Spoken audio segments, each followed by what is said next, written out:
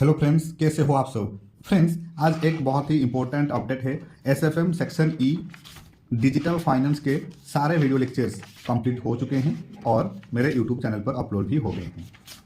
अब हम लोग सबसे इंपॉर्टेंट पार्ट स्टार्ट करने वाले हैं एंड वो है MCQ discussion. MCQ practice exam के लिए काफ़ी इंपॉर्टेंट होती है। वो इसलिए है, ये कॉन्सेप्ट्स को रिवाइज करने, ट्रिकी कॉन्सेप्ट्स को अच्छे से समझने और एग्जाम ओरिएंटेड अप्रोच डेवलप करने में मदद करती है। राइट, तो तैयार हो जाइए मोस्ट इंपॉर्टेंट एमसीक्यूज का डिटेल डिस्कशन के लिए, जिसमें हर एक क्वेश्चंस का कॉन्सेप्चुअल एक्सपेंशन भी आपको मिलेगा। अगर आपने अब तक डिजिटल फाइनेंस के लेक्चर्स नहीं देखे हैं तो यूट्यूब चैनल पर जाके जरूर चेक करें, क्योंकि एमसीक्यू डिस्कशन तभी ज़्यादा इफेक्टिव होगा जब आपका बेस स्ट्रांग होगा। राइट, तो चलिए शुरू करते हैं MCQ discussion section E digital finance का। मैंने ऑलरेडी कंप्लीट एमसीक्यूज जो बुक्स के अंदर दिया गया था वो इंसर्ट कर दिया हूँ यहाँ पर, complete MCQs questions and also साथ साथ आंसर भी मैंने यहाँ पर मेंशन किया हूँ। राइट, तो which of the following is not a component of digital finance ecosystem.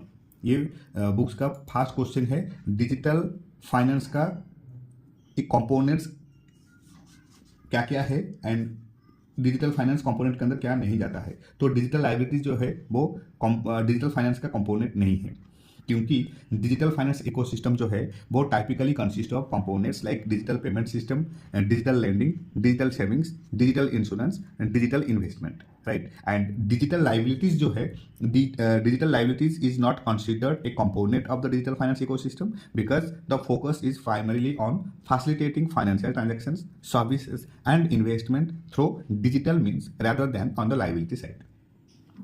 Simple. Then NFT क्या है?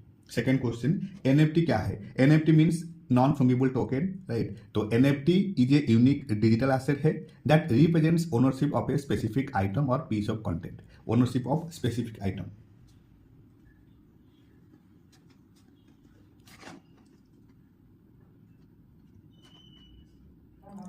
स्पेसिफिक आइटम और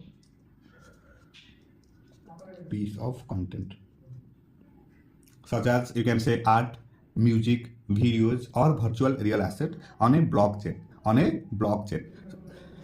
and ये जो NFT है NFT आर यूनिक होता है and cannot be exchange on a one to one basis.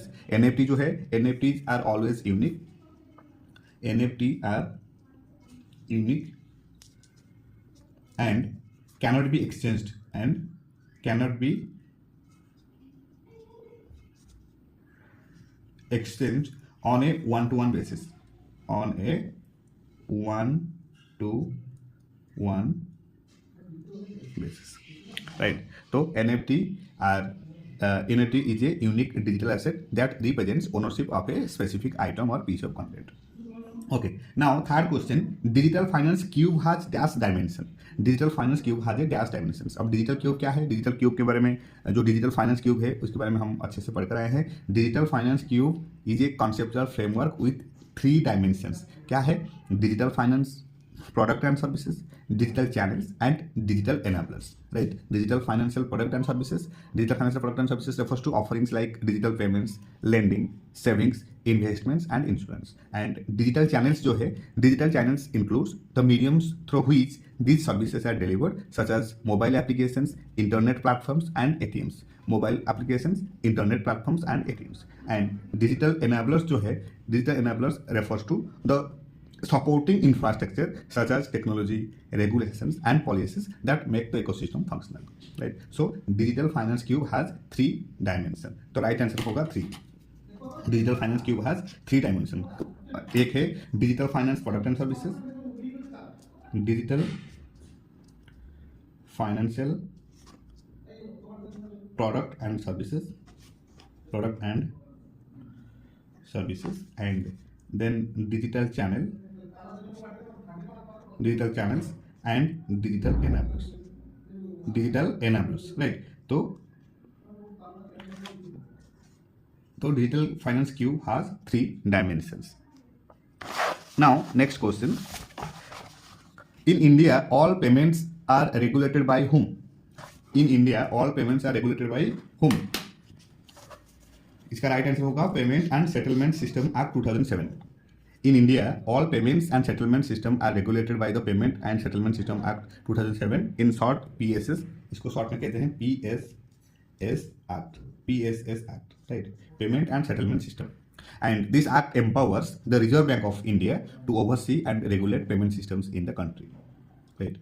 And की provisions क्या क्या की provisions है payment and settlement system act 2007 का?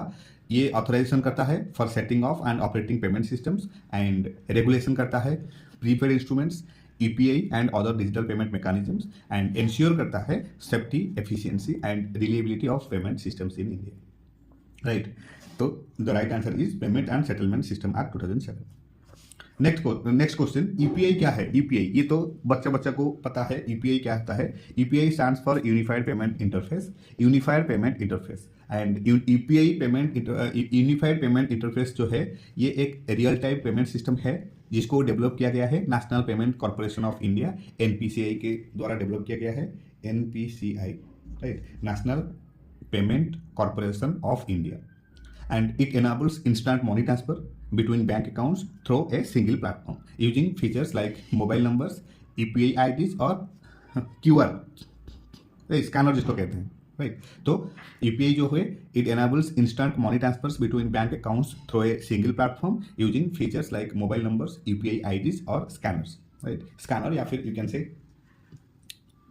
जो कोड होता है कोड के through. Then dash refers to generating and automated processing of invoices. Dash refers to generating and automated processing of invoices. And right answer होगा electronic invoicing. Electronic invoicing क्यों? क्योंकि electronic invoicing जो है, electronic invoicing refers to the generation, exchange and automated processing of invoices in a digital format. It ensures accuracy, reduces manual intervention and enhances efficiency in the invoicing process. And in India, e-invoicing is regulated under GST laws and applies to business meeting specified turnover thresholds. And key benefits include होते हैं standardized invoice format, real-time reporting to the GST system, and reduction in tax evasion and better compliances. Right? इसलिए electronic invoicing जो है वो important है. And ये जो electronic invoicing है ये एडवांस्ड है, डेवलप्ड है. And electronic invoice refers to the generation, exchange and automated processing of invoices. कहाँ पर? In a digital format, right? And it ensures that accuracy, reduces manual intervention and enhances efficiency in the invoicing process. And India के अंदर ई invoicing जो है वो regulated हुआ है GST laws के अंदर and applies to businesses meeting specified turnover thresholds etcetera. Right, and e invoicing का बेनिफिट्स क्या है? एक तो इन्वॉइसिंग फॉर्मेट जो है वो अच्छे तरह सा मतलब डेवलप किया गया है एंड रियल टाइम रिपोर्टिंग होता है जीएसटी सिस्टम को and reduction in tax evasion and also better compliances. Right, then next question जो है, a dash is a cryptocurrency which is pegged to any reserve asset like a fiat currency, commodity or other cryptocurrencies. तो right answer होगा stable coin. Stable coin क्यों? क्योंकि a stable coin is a type of crypto currency that is pegged to a reserve asset such as fiat currency, example USD या फिर EUR, right, and a commodity like gold और another crypto currencies. Right, and the goal of a stable coin is to maintain a stable value, reducing the volatility typically which is associated with other cryptocurrencies like Bitcoin and Ethereum. Right, तो इसलिए right answer होगा stable coin. Then next question, dash means raising money through small contributions from a large number of people. Dash means raising money through small contribution from a large number of people. तो crowdfunding होगा right answer. crowdfunding, तो crowdfunding, right, तो crowdfunding refers to the practice of raising money for a project, business or cause by collecting small contributions from a large number of people, typically through online platforms, right, and it allows entrepreneurs, startups or individuals to access capital without relying on traditional investors or banks.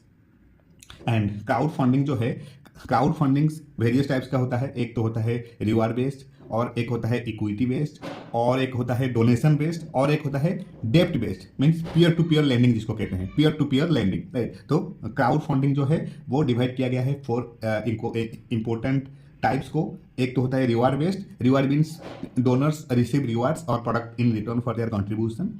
And equity based क्या होता है? Equity based means contributors receive equity और shares in the company. And donation based क्या होता है? Donation based means people donate without expecting anything in return. And डेप्ट based means peer to peer lending, people lend money to businesses or individuals with the expectation of repayment, right? Then आता है DeFi. DeFi क्या है? DeFi क्या है? DeFi means decentralised finance. Decentralised finance and ये important है, exam में question आ सकता है डेफी के ऊपर। डेफी जो है, DeFi means decentralised finance. DeFi refers to a system of financial services that operates on blockchain technology. That operates on blockchain, operates on कहाँ पर ऑपरेट होता है डिसेंट्रलाइज्ड फाइनेंस? ये ऑपरेट होता है ब्लॉकचेन टेक्नोलॉजी पे, operated on blockchain technology, right. And it without the need for traditional financial intermediaries like जैसे कि बैंक्स, ब्रोकर्स और इंश्योरेंस। ये लोगों का हेल्प के बिना भी डेफी जो है वो डेफी फाइनेंशियल सिस्टम ऑपरेट करता है on A blockchain technology, right. And DeFi एक ऐसा प्लेटफॉर्म है जो अलाउ कर रहा है यूजर्स को to access services such as lending, borrowing, investing directly on the blockchain, typically using smart contracts, right. तो इसलिए डेफी जो है, डेफी बहुत इंपॉर्टेंट है। एंड डेफी का जो मीनिंग है, फुल फॉर्म है, वो है decentralised finance, right. Then next question, a dash is a type of direct bank that operates exclusively online without traditional physical branch networks. A dash is a type of direct bank that operates exclusively online without traditional physical branch networks. तो right answer होगा neo banks. Right answer होगा neo banks. क्यों?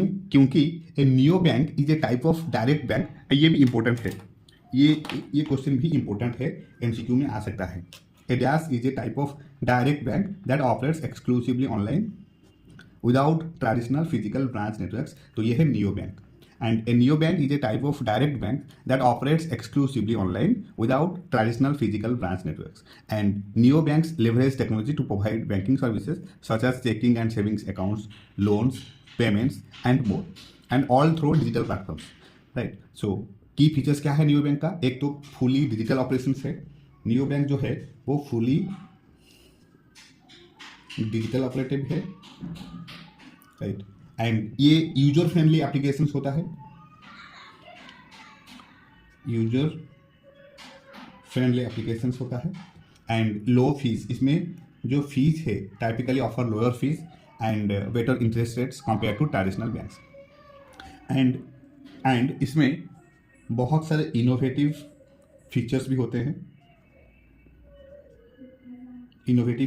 जैसे कि some new banks integrate with other financial services like budgeting tools और investing options. And example of popular new banks include होते हैं जैसे कि Chime and Revolut and then Monzo, right. These are the examples of new bank. Chime, Revolut and Monzo, these are the examples of neo bank, right. तो neo bank बहुत important है, neo bank के ऊपर question आ सकता है exam में। And recently जो दिसंबर 24 का एग्जाम हुआ था वहां पर भी नियो बैंक का एक शॉर्ट नोट्स टाइप क्वेश्चन आया था, राइट। तो इसलिए नियो बैंक बहुत इंपॉर्टेंट है, both MCQ as well as for long type question. Then अच्छा, इतना ही था एमसीक्यू बुक्स के अंदर। एंड इसके नेक्स्ट वीडियो में बुक्स के अंदर जितने भी सारे लॉन्ग टाइप क्वेश्चंस दिया गया है वो लॉन्ग टाइप क्वेश्चंस भी डिस्कस करेंगे। मैंने ऑलरेडी कंप्लीट आंसर लिख कर रखा हूँ, जितने सारे बुक्स के अंदर क्वेश्चन था, जैसे कि discuss the advantages of digital finance, mention the components of digital finance, and then write a short note on neo bank. Neo bank क्या है, नियो बैंक के ऊपर शॉर्ट नोट्स लिखो। And then write a short note on benefits of UPI, then write a short note on non-fungible token, then describe in brief the digital finance landscape. Digital finance landscape क्या है and what do you mean by stable coins, currency से कैसे stable coins जो है वो different होता है, right. तो बहुत सारे क्वेश्चंस मैंने ऑलरेडी यहाँ पर मेंशन करके रखा हूँ, राइट। तो ये सब एग्जामिनेशन पॉइंट ऑफ व्यू के लिए बहुत इंपॉर्टेंट है and one by one discuss करेंगे, राइट। तो But for now, this is it all about MCQs. Thank you so much for your time. Thank you so much for your support and happy studying.